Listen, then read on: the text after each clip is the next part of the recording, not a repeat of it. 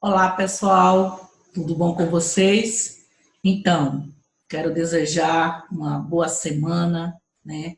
Desejar bom rendimento escolar para vocês, trazendo aqui hoje, né, mais um bloco de aula, né? Começando uma nova discussão nessa semana para os meus alunos do terceiro ano. Então, a nossa aula remota, assíncrona, né? Então, você vai me perguntar, o que que significa isso, professora? Então, você olha aqui para essa imagem, né? Vamos analisando aqui essa imagem e você vai poder entender o que eu estou dizendo. Primeiro, é uma aula remota, né? Por quê? Porque nós não estamos na sala de aula. Você está na sua casa, eu estou na minha casa, né?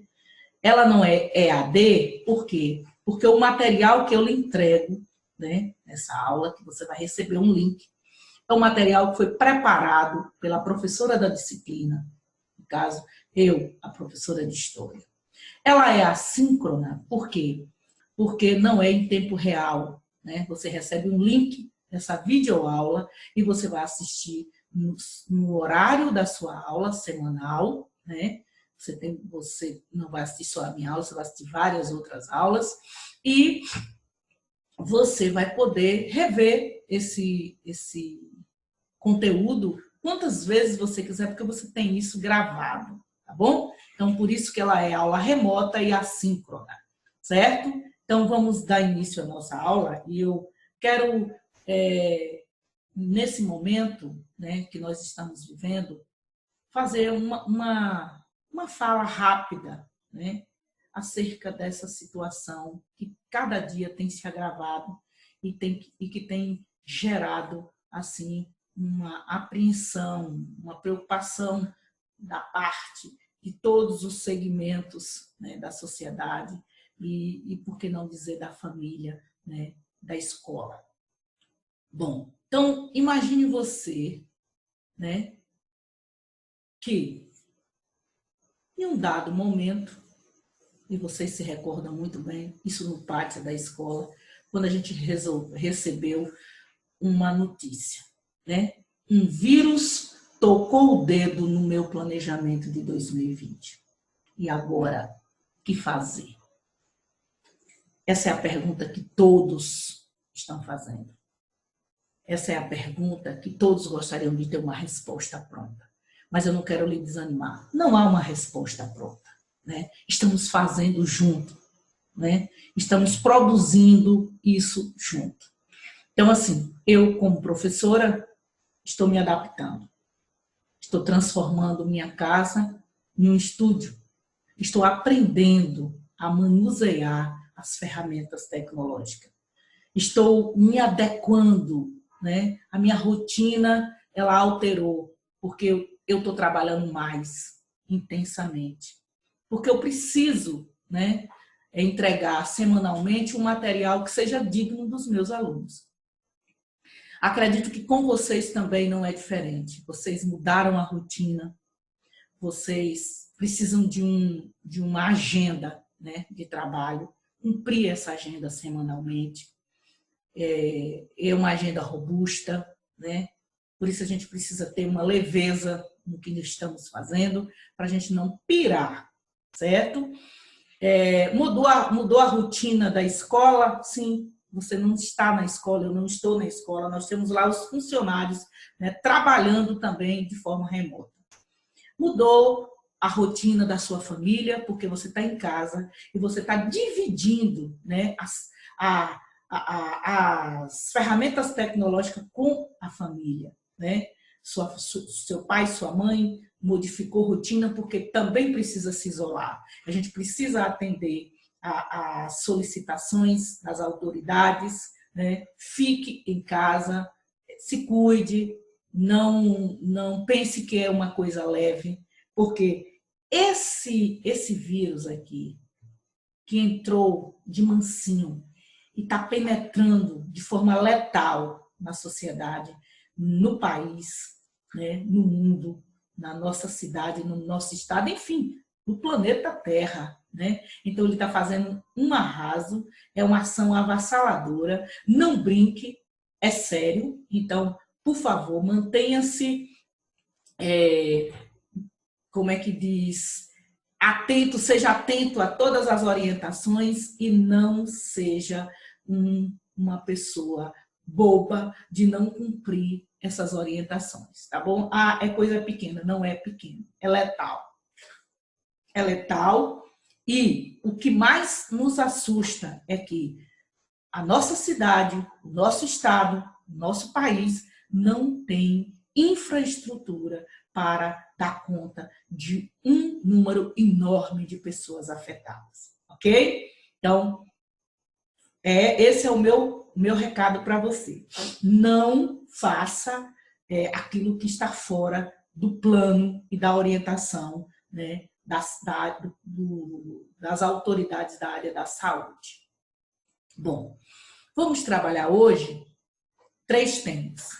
Nós vamos trabalhar os bárbaros, vamos trabalhar o Império Bizantino e os árabes.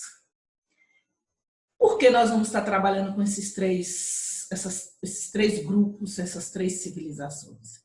Porque nós estamos aqui entendendo o funcionamento, né, do pós-Império Romano. Então, nós estamos entrando na fase da Idade Média.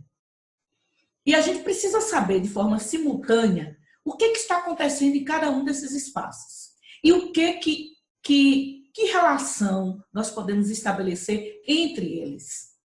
Né? O caso dos bárbaros, quem são eles? Né? Qual o impacto deles na Roma? E os árabes? Né? Qual o impacto da expansão muçulmana, né, nesse período? Com essa divisão do Império Romano, como é que ficou o Império do Oriente e como ficou o Império do Ocidente? Então, são essas discussões que a gente vai estar fazendo aqui, né? E eu já te convido a você pegar seu material, pegue seu livro, pegue sua caneta, sua agenda, para fazer as anotações que são necessárias, né, para que a gente possa, na próxima aula, na aula que nós vamos ter a chamada aula síncrona, ou seja, a aula online, a interação, a gente possa estar tirando dúvidas, claro, fazendo trocas, né, de informações. Então, essa imagem aqui, ela é a imagem de uma das séries, né, de um dos episódios da série A Rebelião dos Bárbaros, né, que está aí nas redes sociais, você pode baixar, né, esses 8 episódios e você vai conhecer profundamente, né, a arte de guerrear dos bárbaros. E como os romanos subestimaram um povo tão inteligente, né, tão articulados militarmente falando, que no primeiro momento eles são tidos como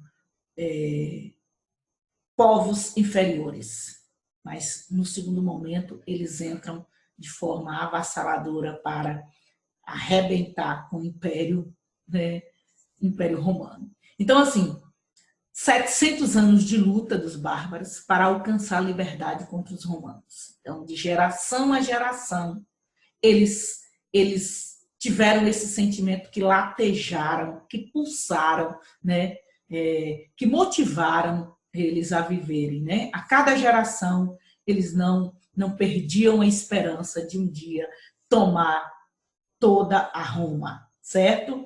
Então, vamos começar falando dos bárbaros, né? Mas antes disso, eu vou aqui apresentar o que a gente sempre faz em todas as aulas. É uma aula de história destinada aos alunos do terceiro ano do ensino médio e eu, professora Valdeci Costa, né, professora da escola O Melhor do Colégio Oasis.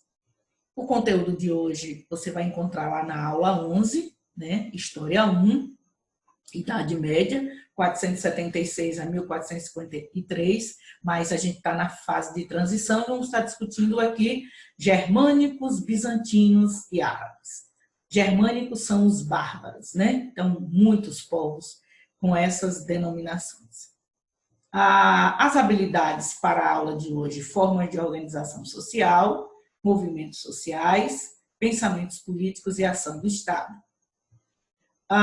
Vamos começar falando aqui, analisando essa charge aqui, para a gente entender melhor esse contexto da Idade Média. Primeiro, eu achei ela interessante para a gente poder promover aqui uma interação e, ao mesmo tempo, uma indagação. Diz o seguinte: Deus, descansa um pouco, né? O planeta já sabe se virar sozinho. Por que você não tira umas férias? A resposta de Deus para esse sujeito que o indaga: eu já tirei férias. Aí ele vai e pergunta: ué, quando? Na Idade Média. Aí ele diz: entendi. Bom, moral da história. Essa charge, ela usa o termo Idade Média com sentido positivo ou negativo. Naturalmente, você vai, e está fácil para compreender, só para provocar, é um sentido negativo, né? É como se durante a Idade Média, durante um século, né, de duração da Idade Média, o tempo tivesse parado. É como se nesse período nada tivesse acontecido de bom, né? É como se fosse uma regressão da cultura, né, da política, da ciência, na Europa nesse período. Por quê? Porque houve um processo chamado ruralização e as cidades, elas praticamente perderam a sua importância econômica, política, né, efetivamente falando. Mas a gente vai ver adiante que existem duas correntes, uma que defende a Idade Média dentro dessa perspectiva negativa e uma outra corrente que defende a Idade Média numa perspectiva mais positiva, certo? Então, continuando. Uma breve apresentação da Idade Média. Aproveitando a deixa aí dessa charge, né, aí a gente pode perceber que dentro dessa discussão aí, de que a Idade Média ela é positiva ou ela é negativa, existem conflitos ideológicos, né? Quanto à crítica e quanto à valorização. Há um grupo, né, de historiadores, né, da linha mais conservadora, né? E, claro, isso a gente vai perceber no século XVI, quando o termo ele é cunhado pelos humanistas do Renascimento. Eles vão dizer que a Idade Média é a Idade das Trevas, né? É como se o conhecimento ele tivesse congelado, estabilizado, como se não houvesse mais pesquisas. Com a presença, né, com a influência da Igreja, não permitindo o avanço da ciência, o avanço da tecnologia na época, né? Enfim, é como se tudo tivesse parado, né? Todo mundo guarda tudo que foi feito até agora da cultura greco-romana, que é a base, o pilar, né, para a formação, para o conhecimento europeu e o conhecimento moderno. É como se as gavetas tivessem fechado e houve uma trégua. Vamos aguardar e, quando houver oportunidade, a gente retoma, né? E aí a gente vai lembrar daquele episódio, né, que a Igreja confiscou todos os livros, né, da época, Platão, Sócrates, daqueles filósofos, cientistas, e prende esses livros dentro dos mosteiros. E tem um filme, O Nome da Rosa, que mostra claramente esse episódio, né? Período chamados os monges copistas. Bom, mas no século XIX, né, a gente percebe uma revisão do termo, Idade Média não mais como a Idade das Trevas, mas como um momento de conhecimento, de novas descobertas, né? Um momento de preservação da cultura, né?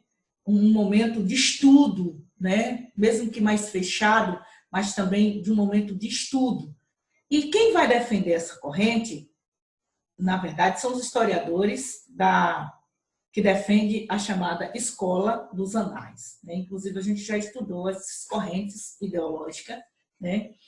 Trata-se de um grupo de estudiosos, de historiadores, que eles abrem um leque, né, para a inserção de novos temas, né, dentro da discussão do fato histórico. Não mais o fato histórico como sendo aquele que tem apenas o registro, né, como os positivistas defendiam. Não.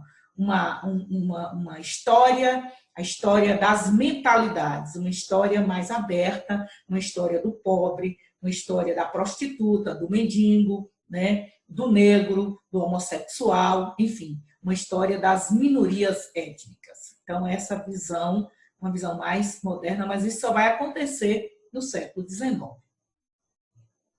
Bom, então, os historiadores, eles classificam o período em duas fases. De que período eu estou falando, professora? A Idade Média, claro. Então, para estudar a Idade Média, a gente precisa dividi-la em duas partes. A Alta Idade Média, que vai do século V ao X, e a Baixa Idade Média, que vai do século XI ao século XV. Então, o próprio nome já está dizendo, Alta Idade Média é o momento do surgimento do feudalismo, né? Da formação da sociedade feudal. E a Baixa Idade Média, e a gente já entra na crise do feudalismo. Bom, vamos falar um pouco, então, dos bárbaros germânicos, né? Que povo é esse? Né? Por que eles receberam esse título, esse rótulo? Né? Quem teria dado esse rótulo a eles como bárbaros? Porque o termo bárbaro é um termo pejorativo, um termo que expressa uma pobreza de cultura, né? De valores, né? Povos tipo que estilo muito grotesco, animais, né? Mas quem fala, né, dessa forma são os romanos, os inimigos, né, dos germânicos. Então nós temos aqui esse povo era formado por um grupo étnico muito grande, né? É como dizer os africanos. É a mesma coisa dizer os bárbaros. Os africanos, nossa, quantas etnias nós temos na África, né?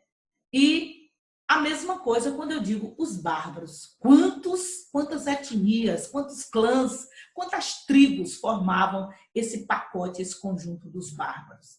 Então, assim, primeiro eu preciso dizer que eles moravam fora das fronteiras, sem a cultura greco-romana. Ou seja, isso não significa dizer que eles eram incultos. Não, eles tinham o estilo próprio de viver, suas crenças, seus valores, mas eles não tinham a mesma civilidade que os romanos. Eram originários da Ásia, no caso, o grupo que veio da Ásia era o pacote dos hunos.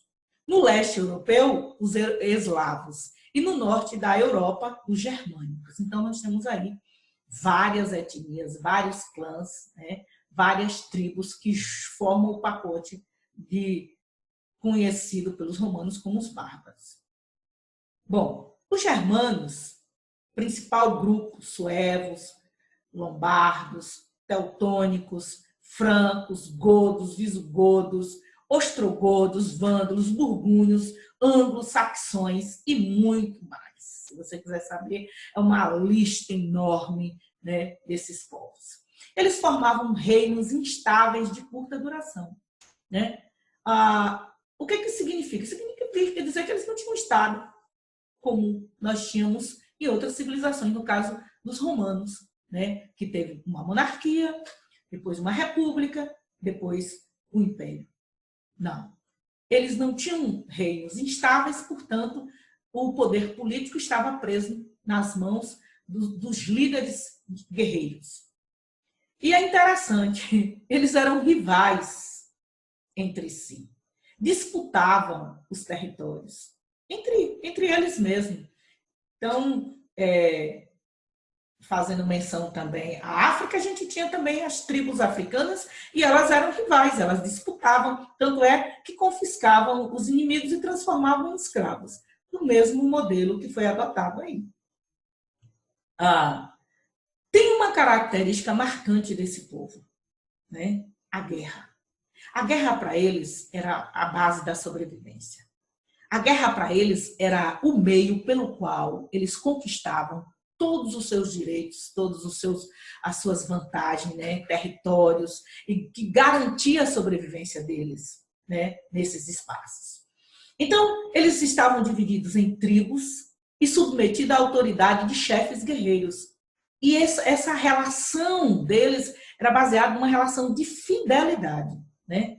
Eu lhe dou terra, e em troca você me dá segurança. Então, eles formavam uma rede de militâncias, né? Com armas não superiores às armas dos romanos, mas eles conheciam o ferro. E em tempos de dificuldade, os romanos acabavam consumindo, comprando essas armas das mãos deles. Então, eles fabricavam armas, eles pilhavam, eles saqueavam, né, povos. Então, assim, era um povo que tinha um aspecto, assim, na visão dos romanos, bem animalesca, bem grotesca. Cabelos grandes, barbas grandes, não tinham o hábito de barbear, né? Muito menos de banho. Banho é uma coisa que faz parte da cultura deles. Os europeus, na verdade, não gostavam muito do banho. O banho não era uma característica deles. Então, aquelas roupas, aquelas vestes feitas assim de peles de animais, aquele material assim bem rústico, né? Não tinha o hábito de higiene, nem muito menos a etiqueta do sentar para comer, com toda a etiqueta, não. Eles rasgavam a carne nos dentes e limpavam as mãos nas roupas, e tudo bem, nenhum problema, essa era a forma de vida deles. Bom, não tinha noção de cidadania. Sua organização era baseada em laços pessoais. Então, muito ligada à rede familiar, né? A rede sanguínea. Então, assim, o que eles conheceram, na verdade, foi um sistema conhecido como comitats, que é o quê? Aquela troca, a fidelidade do grupo, do seu súdito, àquela liderança, ao chefe local da tribo, né? Então, essa era a visão de cidadania que eles tinham. Não possuíam escrita, portanto, eram povos ágrafos, né? Eles não tinham domínio da escrita, talvez seja por isso que os romanos tratavam eles como os bárbaros, como incivilizados. Suas leis eram baseadas em costumes e os julgamentos eram fundamentados em provas físicas, as chamadas ordalhos, né? Não tinham um código de leis, não conhecia escrita, e eles julgavam, né, as suas causas com provas físicas. Se você venceu, ótimo, maravilha, então você está livre.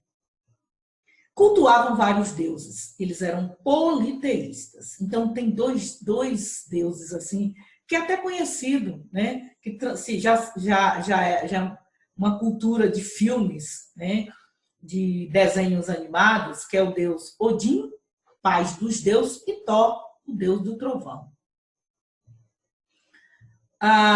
Então, eu tenho aqui, ainda sobre os bárbaros, né? Ocupação dos territórios romanos. Como é que isso acontece, né?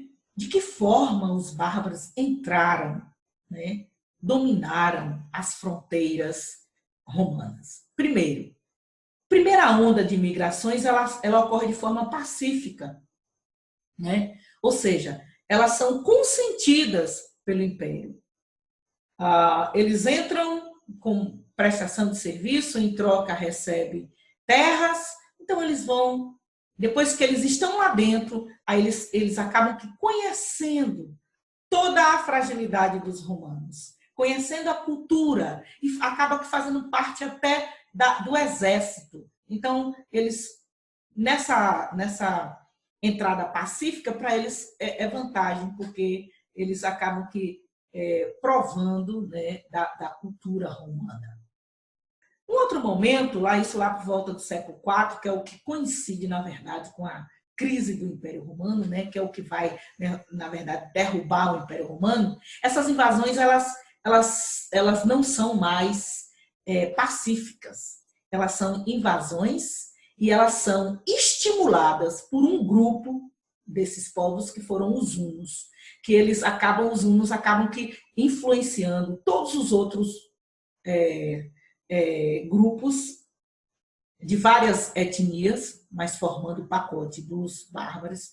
Então, na verdade, o Átila, na verdade, né, que é uma liderança dos hunos, é que faz o papel de liderança, né, para entrada, né, triunfal desse grupo dentro do Império Romano. Quando isso acontece, aí a gente já vai datar, né, o fim do Império Romano, isso lá por volta 476 depois de Cristo, que é a marca, a data final, né, da queda, da decadência de Roma. Bom, então nós temos aqui um mapa interessante, né? O mapa está bem visível. Eu tenho aqui a invasão, né, dos bárbaros do Império Romano.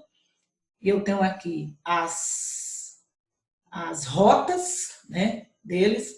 Essa rota aqui amarela são os ângulos, a laranja aqui são os francos, né?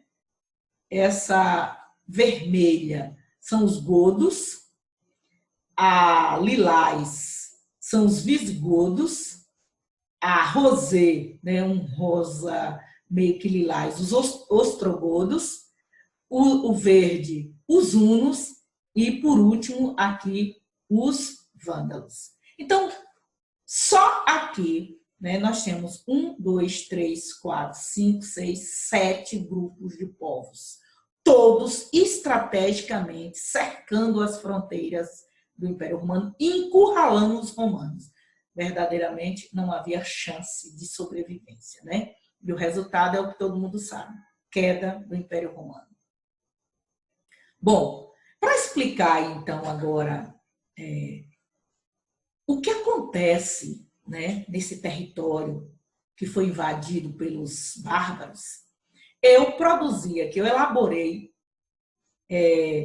esse mapa conceitual aqui, ou melhor, ele está mais para ser um mapa mental do que um mapa conceitual, né? Porque o que eu fiz aqui foi costurar algumas ideias, usando aquela ferramenta que eu sugeri para vocês, que foi o XMID. E como é fácil você trabalhar com ele, como você pode brincar, né, com o jeito de arrumar as ideias, né, de um texto que você está lendo, de um capítulo que você estudou. Então, olha só, queda do Império Romano é o primeiro ponto, né? O Império Romano caiu. E aí? Como ficou organizada essa área que antes, aquela extensão territorial, que não era pequena, porque nós sabemos que a expansão do Império Romano foi muito grande, cresceu para dar com a cara no mar. Então, toda aquela extensão de território foi ocupada pelos povos, né? E aí a gente vai chamar isso de quê? Consolidação germânica, dos germânicos. Ou seja, eles conseguiram se apropriar desse território, certo? E o que foi feito, então? Então, a partir desse momento, nós vamos perceber a formação de vários reinos lá na Gália, né? Na Península Itálica, Ibérica, né? E lá no norte da África. Ok? Só que esses reinos aqui, essas áreas, né? Eles tiveram duração efêmera, instável. Por quê? Porque houve muitas fragilidades. Eles não tinham a ideia de uma formação de um Estado, né? Então, eles disputavam entre si e essa instabilidade política e econômica fez com que esses reinos se esfacelassem e apenas um grande reino sobreviveu, que foi o reino dos francos. né? Então, eu tenho aqui, nessa região aqui, províncias ocidentais, né? E dessas províncias ocidentais eu tenho vários reinos, e desses reinos apenas um sobreviveu. E é esse que nós vamos estar discutindo aqui. Primeiro, se esse reino sobreviveu, eu tenho um governo, né? Então, que governo é esse, né? Esse governo, né, vai fundar o que nós chamamos de Império Carolíngio. Tá vendo? Então, nessa região, onde antes era o Império Romano, dos reinos sobreviventes, nós temos o chamado Império Carolíngio, que foi governado, né, por Carlos Magno, seu primeiro imperador. Isso lá, 768 depois de Cristo. E ele, como ele conseguiu sustentar, equilibrar esse território, a Igreja Católica, né, na tentativa de preservar, né, a memória, a cultura greco-romana, então nomeia ele como imperador, né, do Império Carolíngio, né, e formando aí o que nós chamamos de Sacro Império Romano. Ótimo. Mas o que ele fez de tão importante que pode ser considerado como legado histórico nessa região aí? Então, primeiro, ampliação dos territórios, né, e aprimoramento da organização política do seu império, criação de leis escritas, as chamadas capulares, divisão do império em 250 províncias, né?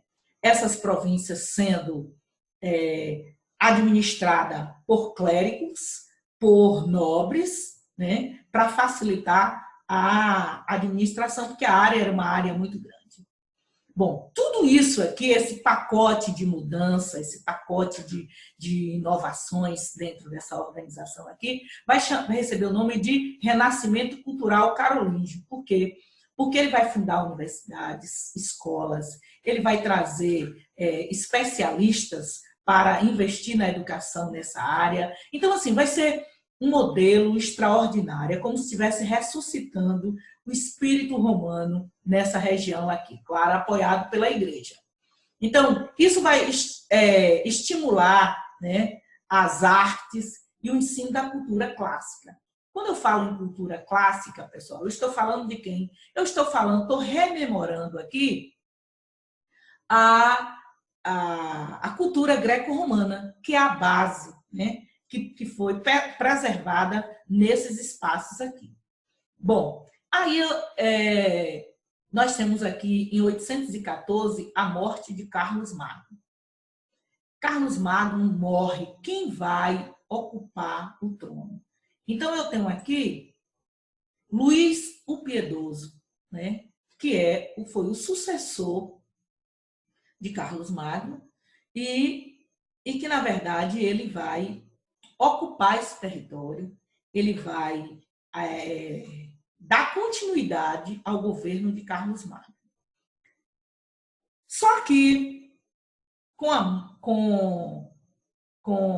a dificuldade de governar essa área, ele acaba que dividindo, né, o império, e esse tratado de divisão do Império Carolíngio é chamado Tratado de Verdun. Isso vai acontecer em 843, né? Em 814 ele morre, em 843 este Luís o Piedoso, né, também vem a falecer, e quem vai ocupar o território, na verdade, quem vai administrar são os seus filhos, que na verdade são netos, né, de Carlos Magno. Então nós temos aqui uma coisa interessante, que é a divisão, né, do Império Carolíngio em 3 partes. Então, eu tenho aqui o reino de Carlos o Calvo, o reino de Luís o Germânico e, claro, o reino de Lotário.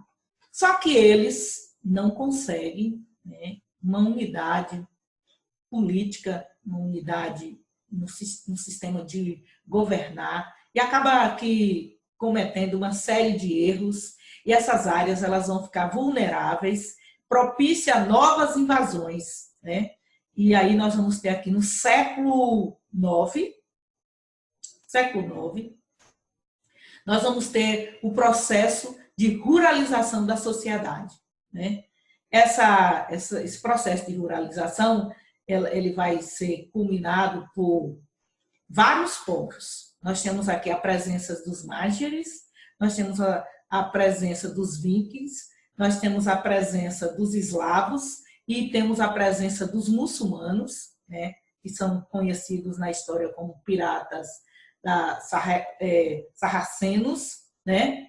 E, claro, nessa desconstrução toda aí, nós vamos ter de novo, né, o surgimento de cercanias dos castelos, ou seja, a situação fica insustentável de viver nessas regiões, que aí a gente vai para um processo novo e esperado, que foi a fragmentação da Europa, né? Alguns historiadores dizem que a Europa, nesse período, ficou como uma coxa de retalho. E a vida na cidade, ela desaparece e as pessoas agora buscam a vida no campo, que é o processo de ruralização e o surgimento do feudalismo. Ok? Então, prosseguindo, vamos então agora falar da parte do Oriente. Então, aqui nessa região aqui, ó, nós tínhamos aqui a Itália, a Gália, a Betânia e a Espanha, né? Que é a área do Império Romano do Ocidente, que foi, no primeiro momento, ocupada pelo Império Carolíngio, mas desmembrada com a morte de Carlos Magno, pelos seus sucessores, e pela impossibilidade, né, de manter o equilíbrio aqui, essa área toda resultou-se no que nós chamamos de feudalismo, né? A área dos feudos, as cidades desaparecendo e as fazendas, na verdade, ocupando um espaço, né, de abrigo desse povo, que fugiam desse êxodo urbano. E aqui nós temos o Império Bizantino, que ficou aqui do lado do Oriente. O Império Bizantino ele teve um tempo bem maior, né? Ou seja, os bárbaros, né? E até mesmo os árabes demoraram, né, para ocupar esse território aqui. Então, aqui nessa área vai ser formado o que nós chamamos de Império Bizantino, certo? Então, prosseguindo, então eu tenho aqui o Império Romano do Oriente, né, que é a parte oriental. Então, a cultura aqui vai ser uma cultura greco-romana, por quê? Porque é a sobrevivência, né, dessas duas grandes civilizações. A religião aqui vai ser cristã e o idioma falado aqui será o grego. O Império Bizantino ele foi governado por Justiniano, seu primeiro imperador, né? Um homem que empreendeu várias conquistas, né? Uma ampliação muito grande nesse território. Então, nós temos aqui esse formato aqui, o antigo Império Romano, né? O espaço de Roma, né? Todo aqui nessa área, e o que eles conseguiram expandir nessa região aqui. Então, eu tenho aqui a capital Constantinopla, né, que vai se tornar o centro comercial da Europa, permanecendo nessa condição por vários séculos. Temos também um local privilegiado estrategicamente, né, contatos entre o Oriente e o Ocidente, que é o que nós chamamos de rota de comércio. O comércio ativo, né, produção agrícola, né, em grande escala, que vai gerar muita riqueza para o Império Bizantino. como eu disse para vocês, foi uma área que resistiu à invasão dos bárbaros, ou seja, por isso eles tiveram um tempo de sobrevivência maior. Houve nesse período aí a centralização política, né, nas mãos da figura do imperador bizantino. E como ele centralizou todo o poder em suas mãos, né, nós vamos ter aí a igreja ortodoxa, que é diferente da igreja cristã católica. Nós vamos ter aí um problema entre a igreja, entre o imperador e a igreja, e o imperador bizantino ele vai assumir, né, a função de chefe do exército, mas também chefe da igreja. Ou seja, por isso nós temos aqui esse nome, né, esse codinome aqui, Cesaropapismo. Cesaropapismo significa dizer, ele é o César, o estilo romano, de um imperador centralizador, né, política, religião, o exército, né, e, claro, por que não falar de todo o sistema, né, de governança. Então, assim, executivo, legislativo, judiciário, tudo nas mãos de um único representante. E o diferencial é que não temos papa. O próprio imperador, ele é também a liderança da igreja nesse período. Bom, no auge do Império. O auge do Império ele vem acompanhado de várias conquistas. Nós temos aqui a Península Itálica, a Península Ibérica e o norte da África, todo no comando, né, de Justiniano, isso de 527 a 565. Compilação do direito romano a partir do século II, né? Tudo aí um resgate da preservação da cultura romana e da cultura grega. Então, nós vamos ter, ele criou o chamado Corpus Juris Civilis, que era baseado no direito romano, né? Aquele compêndio de leis, né? Que faz parte do Código do Direito Romano. Poderes ilimitados ao imperador, privilégio para a igreja e para a nobreza, e, claro, do outro lado, a marginalização de colonos e escravos. Criou-se também uma burocracia centralizada, né? Gastos militares mais imposto. Então, essa burocracia significa dizer toda aquela forma de organização e de administração do Estado, né? Desde a cobrança dos impostos, da aplicação de recursos, né, dos privilégios dentro do reino, enfim, uma burocracia centralizada, por quê? Porque tudo estava nas mãos dele. Ele dava a primeira e a última palavra, né, como sendo uma liderança não só militar, econômica e política, mas, sobretudo, uma liderança religiosa. Diante desse centralismo, né, vai haver muitas insatisfações no reino. E vai ser registrada aí uma revolta popular que ficou conhecida como a sedição de Nique, ou seja, a multidão de pessoas insatisfeitas que fazem parte desse movimento saíram às ruas gritando vitória, vitória, vitória. Enfim, por isso que ficou conhecido como Nique, porque significa vitória na língua no grego, né? Então, nós temos aqui uma outra ação empreendedora e que a história registrou, né, como um legado, que foi a construção da Igreja de Santa Sofia, que é no estilo bizantino, né, que tem uma majestosidade, né, ou seja, ela é muito mais do que linda, muito mais do que grande, ela é majestosa, né, e é um legado histórico até a atualidade. Bom, dentro dessa fase aí de governo de Justiniano, a gente vai citar também um período de heresias, ou seja, conflitos ideológicos, né, religiosos. Dois grupos que eles começam a como é que eu diria, a criar atritos, divergências, né? E essas divergências elas se aplicam na questão religiosa.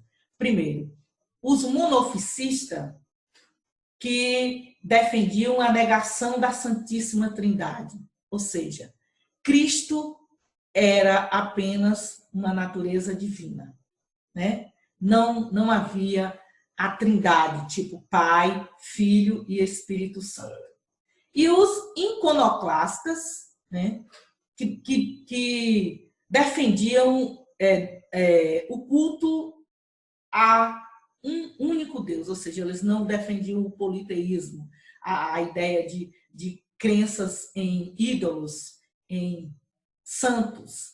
Então, cria-se um problema muito grande e esse grupo entra nas igrejas e começa a destruir todas as imagens que eles encontram. Então, assim, esse conflito todo vai gerar uma separação entre a Igreja Católica e a Igreja cristã lá ortodoxa, né? Então nós temos aí o chamado cisma do Oriente. Então nós vamos ter nessa divisão nós temos cristão ortodoxo, são patriarca de Constantinopla, e a Igreja Católica Apostólica Romana na direção do Papa em Roma. Então assim, lá na parte do Império de Constantinopla, quem vai assumir o poder, né, a direção do poder religioso não será mais o Papa, ou seja, o Papa não tem nenhuma credencial em Constantinopla. O Papa foi destituído e levanta-se lá uma nova figura, o próprio imperador, que passa a ser o chefe religioso do Império. Bom, o Império Bizantino e a Igreja Ortodoxa fortaleceram-se mutuamente, né? Então, nós temos aqui, para fortalecimento do imperador, a presença da igreja, né? Uma igreja que ele próprio controlava. Mas ele tinha aí um grupo de sacerdotes na eclésia da igreja, né? O alto e o baixo clero, e que todos apoiavam o seu governo. Então, como é que eu entendo essa organização? Primeiro, eu tenho aqui um imperador bizantino, que ele recebeu o título, né, inicialmente de Basileu. Então, ele exercia um governo despótico e teocrático. O que é que isso significa? Déspota significa dizer um homem duro, né, firme. Teocrático, porque ele também tem o poder religioso. Então, nós temos aqui a Igreja Ortodoxa, que ela foi resultante, né, daquela separação, daquele conflito ideológico, né, que houve entre aqueles dois grupos. Então, nós temos aqui a Igreja de Roma e a Igreja do Oriente. Após séculos, né, elas se separaram. Então, eu tenho aqui, como eu mostrei para vocês anteriormente, uma igreja ortodoxa, cristã ortodoxa, que nasce dentro do território do Império Bizantino, e a Igreja de Roma. Então, houve um divórcio aí, né, entre essas duas instituições. E temos também aqui o Estado, né, o Estado, que ele é dirigido, né, ele é governado a partir do Código de Justiniano, né, como eu disse para vocês, baseado no direito romano, que foi o quê?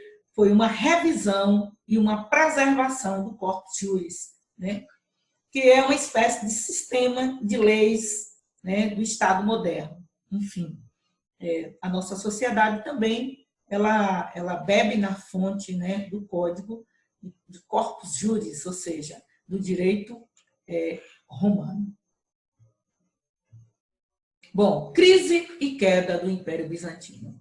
Então, nós temos aqui alguns fatores que justificam a crise e a queda do Império Bizantino. Primeiro, disputas internas pelo poder, alto custo financeiro para apaziguar os povos vizinhos, perda de importantes províncias para os árabes. Então, observe, os árabes estão chegando e quando eles entram e fazem um arraso, né? e Egito, Síria e Palestina, conflitos entre as igrejas de Roma e de Constantinopla, disputa comercial com o Oriente. Então, esses foram os fatores que contribuíram para a queda do Império Bizantino. Então, nós vamos ter aí nessa área aí, pessoal, ó, a parte do Império Romano do Ocidente. Quem controlou essa área toda agora? O controle vai estar nas mãos de quem? Dos árabes. Né? Então, os árabes agora têm o controle do Império Bizantino, mas não conseguiram controlar a parte do Ocidente, que é a parte que desenvolveu o cristianismo. Então, nós temos, embora essa expansão ela já é um fato, mas não, uma coisa é expandir, outra coisa é ter o controle. E eles não têm o controle, né, da religião, do cristianismo. Senão seríamos um país ou um continente islâmico. Não somos. Nós não somos um Estado islâmico. Por quê? Porque eles não conseguiram adentrar, né, nessa parte por conta dos hunos. Os hunos foi que barrou a entrada deles.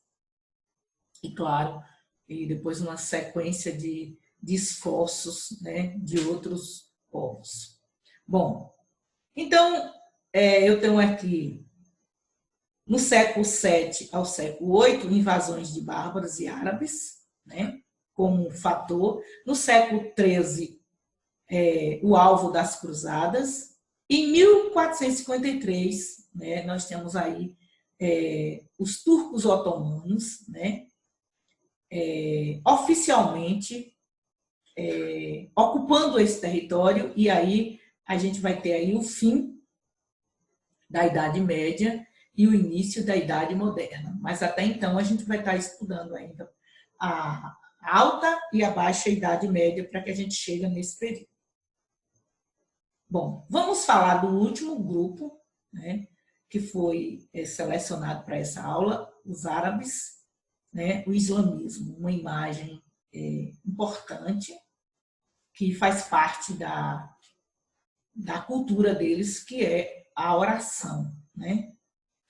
A oração 5 vezes ao dia. Então, é uma cena bem original que marca a história de vida deles, não só no passado, mas como na atualidade.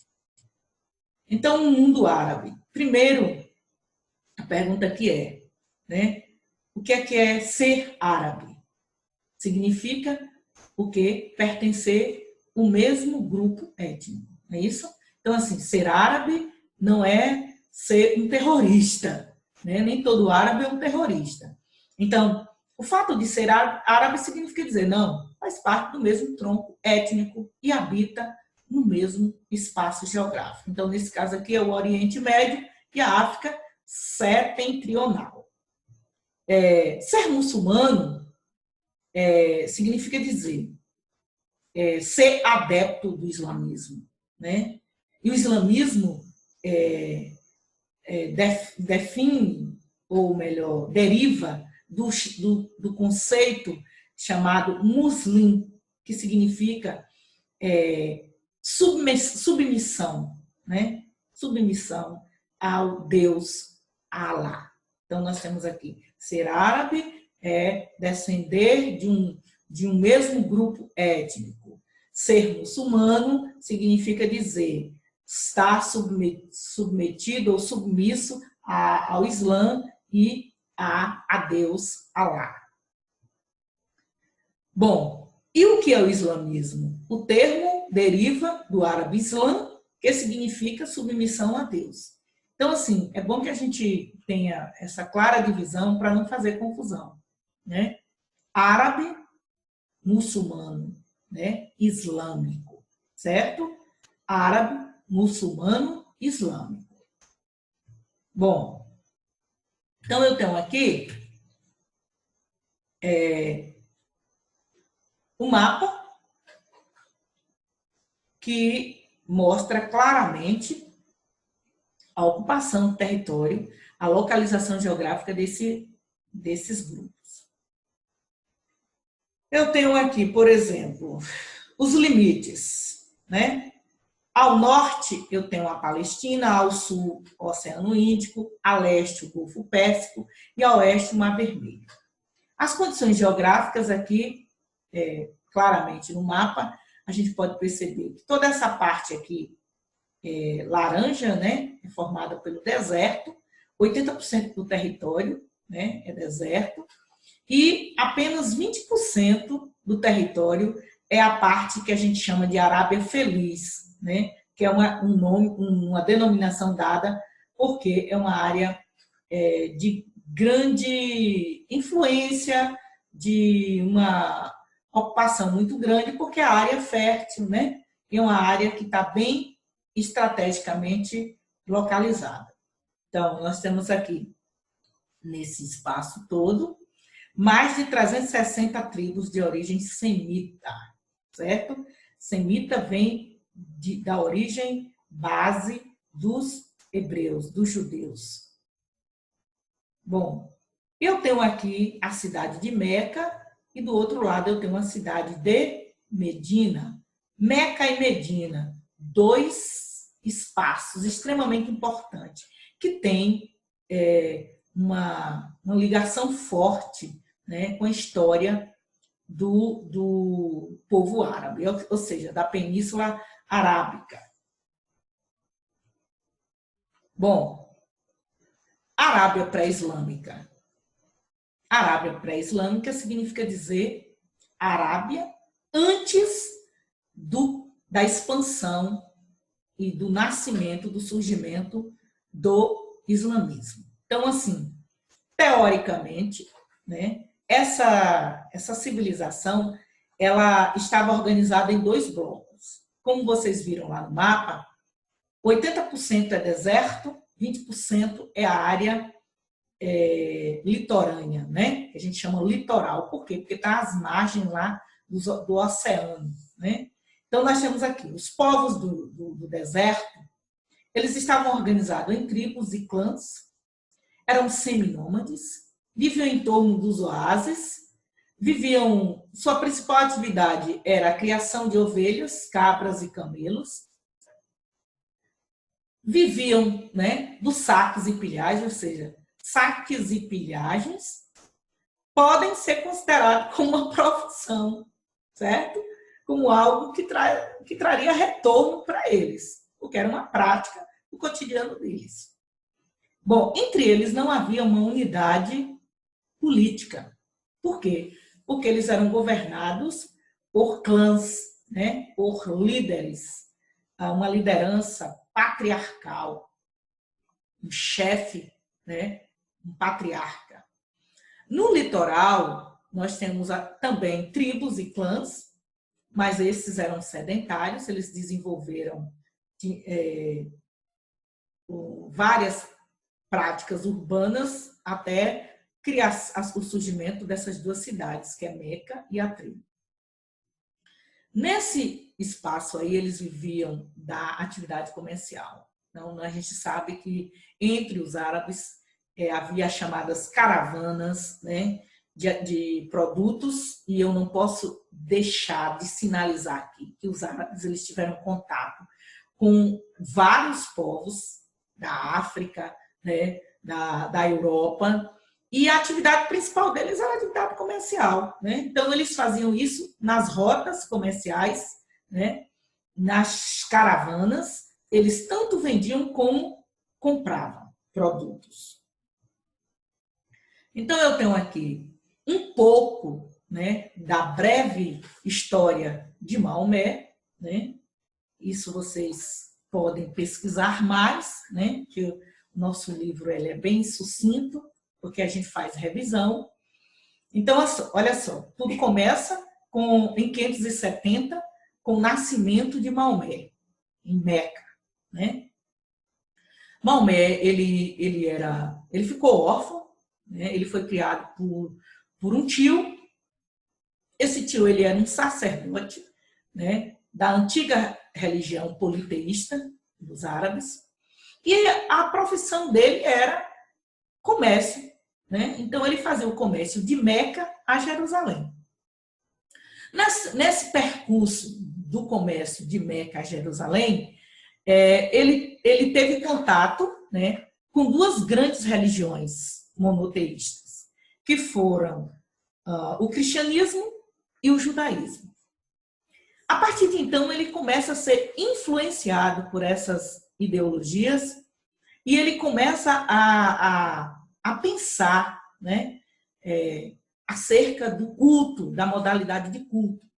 E em 610, segundo a tradição muçulmana, Maomé recebe, né, a visita, a revelação do anjo Gabriel, que vai dar a ele todas as coordenadas, né, todos os ensinamentos necessários para que ele se torne um grande profeta, um grande pregador, né, da palavra de Deus, na linguagem deles, Alá. Bom, é interessante a gente destacar que dentro da concepção dos árabes, Maomé é o último dos profetas. E aí você pergunta, então, quais foram os profetas que os árabes reconhecem?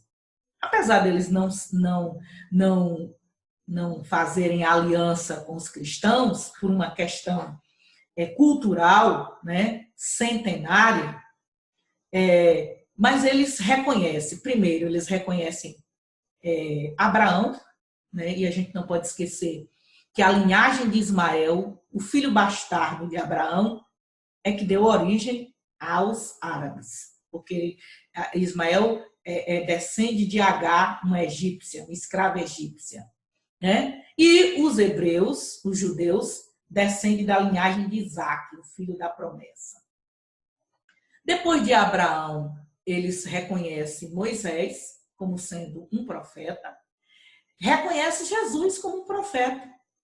Então, na visão de Maomé, todas essas etapas, né, de pregações, de peregrinações desses profetas, e eles incluem Jesus não como Messias, o Salvador do mundo, o escolhido de Deus para salvar o homem do pecado, eles acham que Jesus foi um profeta como qualquer outro, mas que Jesus não teve, que o projeto desses três, incluindo Jesus, não teve êxito.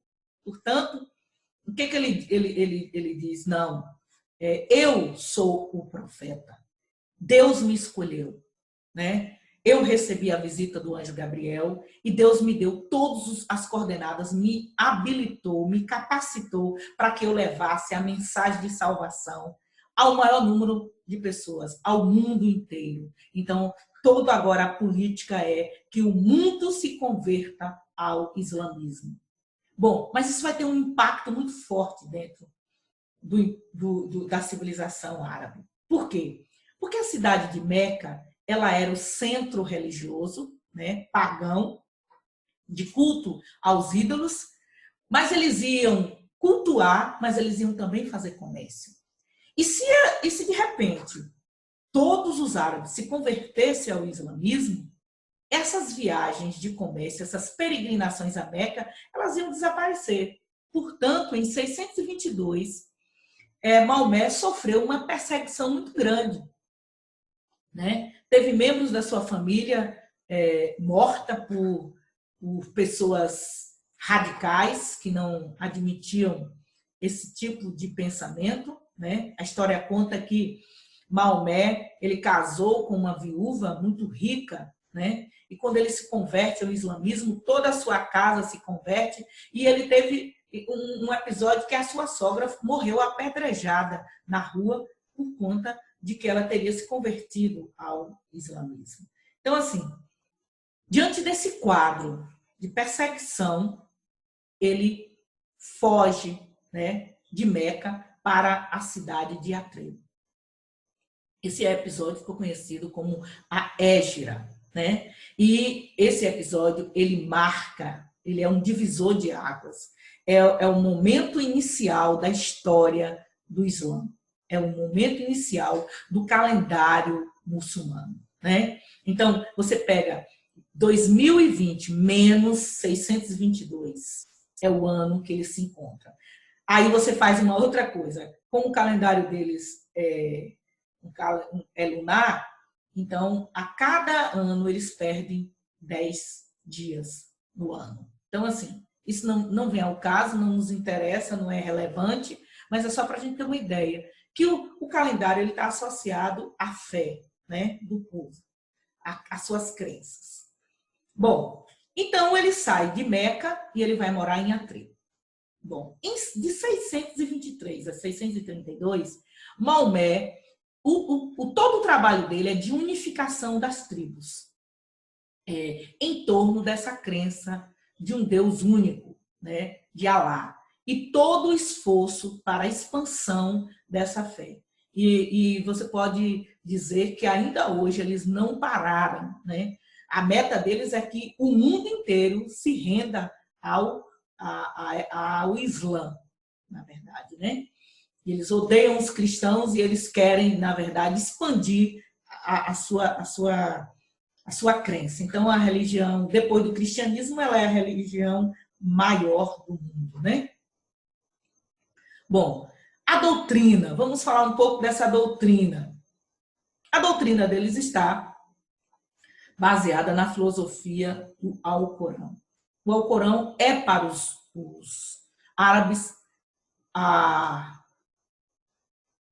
na mesma importância que a Bíblia tem para os cristãos. Aí você fala assim, nossa, eu sou cristão, professor, mas eu nem leio a Bíblia. Ei, estou falando do cristão verdadeiro, daquele que lê, que medita, que obedece, que está na igreja, que está cumprindo os ritos, né, que está escrito lá na Bíblia.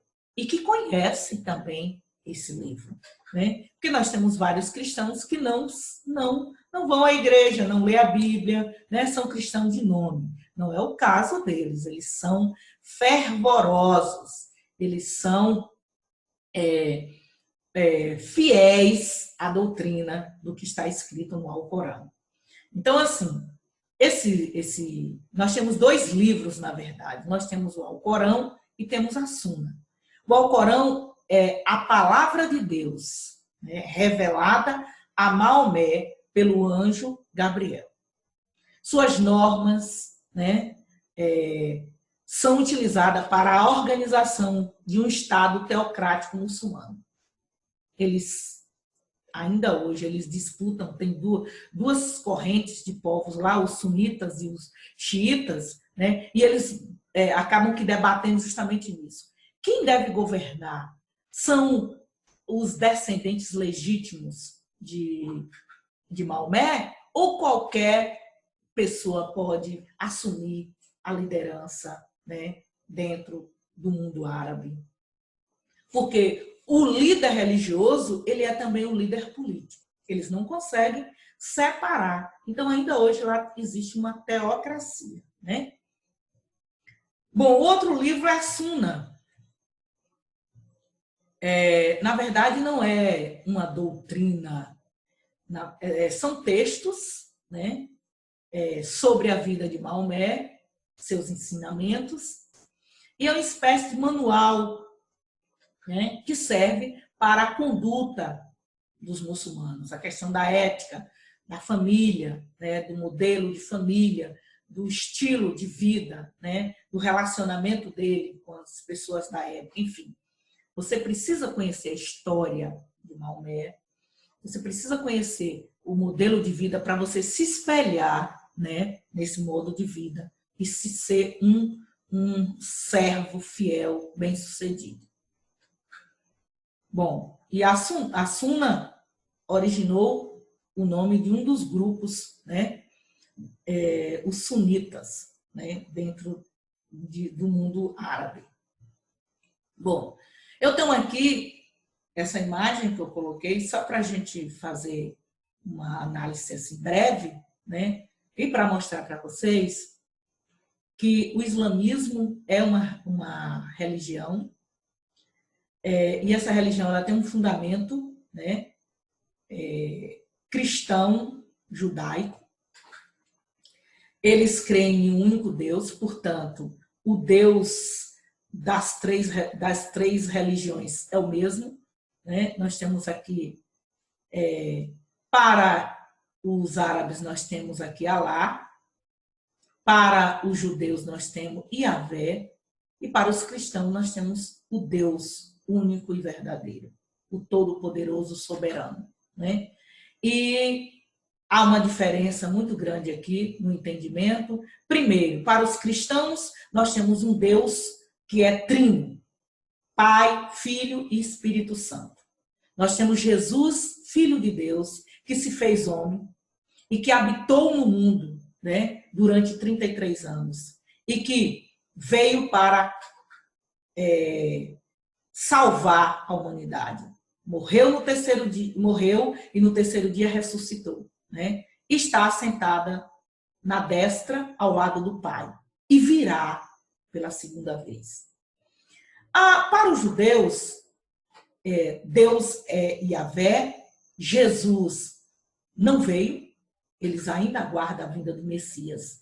Mal sabem eles que eles próprios, né, juntamente com as autoridades romanas, mataram o Filho de Deus. Mas eles não entenderam esse processo, eles ainda aguardam. Por isso que nós vamos ter calendários diferentes, né? Por quê? Porque todos os calendários aqui têm como foco, como base, a religião, o pensamento religioso. Mas, resumindo, o Deus daqui é daqui e é daqui. Agora, a forma como você encara a doutrina, aí sim, há divergências muito grande. Bom, toda religião ela tem os seus pilares. Não é diferente com os árabes. Então, nós temos aqui 5 pilares. Nós temos a crença em um Deus único, que é Alá, e Maomé, o seu único profeta. Então, assim, eles são radicais, não permite o culto de imagens, não permitem que você adultere a sua fé, desviando o seu culto a outro Deus que não seja Alá. Eles pregam também a caridade, ajuda ao necessitado. Eles estabeleceram um ritual de 5 orações diárias, né? E observam que eu abri ali a nossa imagem com esse episódio, o momento da oração, que eles podem estar em qualquer lugar, já anda com as almofadazinhas debaixo do braço, para colocar a almofada, botar a cabeça em cima e orar em direção à Meca. Temos o jejum, que é o mês do Ramadã, né? O cristianismo também tem a sua prática do jejum, mas não dentro do patamar que eles fazem, né? São 30 dias de jejum e eles encerram com um grande banquete. E tem também a peregrinação à Meca, né? Que é, na visão deles, na orientação deles, mesmo você não tendo condições físicas ou financeiras, né? Você se esforce, se der, vá lá, pelo menos uma vez na vida, adorar lá na Kaaba, né? Que a Kaaba perdeu o seu significado, agora é aquela pedra negra que eles acreditam que todo o pecado do homem está ali. E no dia do juízo, tudo vai ser revelado, né? Bom, eu trago aqui essa ilustração, né? Que é número 1, testemunho de fé, né? A sua crença a um Deus único, a oração, a caridade, né? O jejum e a peregrinação. Peregrinação, você está vendo aqui, o símbolo da Kaaba, né? A pedra que está no centro de Meca, no centro da cidade religiosa, né? Dos árabes. Bom, depois da morte de Maomé, né? Nós vamos ter aqui uma sucessão de governos, né? De califas que vão estar ocupando temporariamente a direção, né, do Estado Islâmico. Então, eu tenho aqui, no primeiro momento da morte, a divisão do todo em duas partes, os xiitas e os sunitas, né? Depois nós vamos ter domínios de um grupo, os chamados Omíada, né? Que é do século VII ao século VIII, que vai dar continuidade à expansão dos muçulmanos iniciada pelos primeiros califas, né? Bloqueio na Europa Ocidental pelos francos, ou seja, essa expansão do islamismo não conseguiu romper as barreiras do Império Romano do Ocidente, né? Por isso que nós ficamos como um continente, uma área cristã, em detrimento ao Oriente, que é uma área islâmica.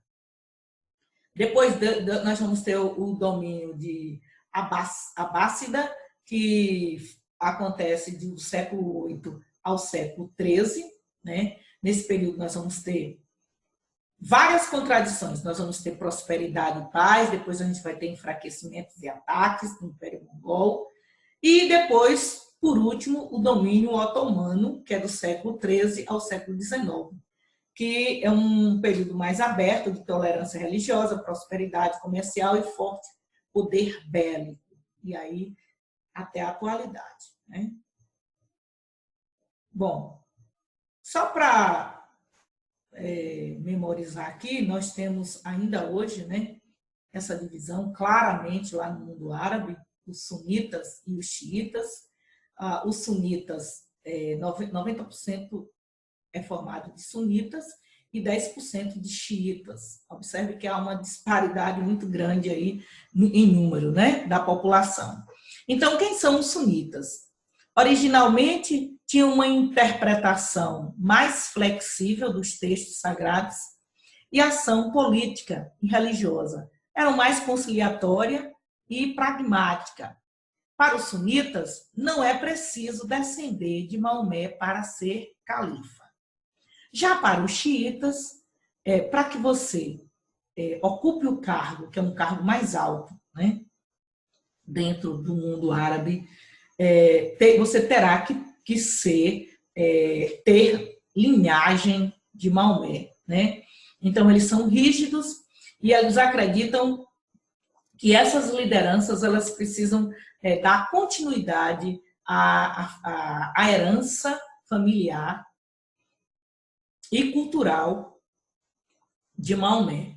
Então, por incrível que pareça, dentro desse pacote aqui, os sunitas, que parecia ser os menos radicais, eles são os mais radicais, né, extremistas do mundo árabe. Então, nós assistimos diariamente aí os confrontos, né, entre esses dois grupos, né? Então, nós temos uns confrontos internos e temos também os confrontos externos, ok? E aqui são duas figuras importantes que representam claramente esses dois grupos, né? O primeiro e o segundo grupo. Ok? Então, eu tenho aqui a expansão do Império Islâmico, ó, como vocês podem ver, a meta deles é expandir, é levar a religião islâmica para o mundo, né? Não é só ocupar a parte oriental da Europa, não. É também ocupar a parte do Ocidente. E eu quero, nesse momento, agradecer a participação de vocês, né, que vão estar assistindo a minha aula, desejar a vocês uma semana produtiva, agradecer, né, por assistir a aula e aguardar os comentários de vocês no nosso próximo encontro, ok? Então, estudem, né? Preparem-se para que a gente possa ter um momento de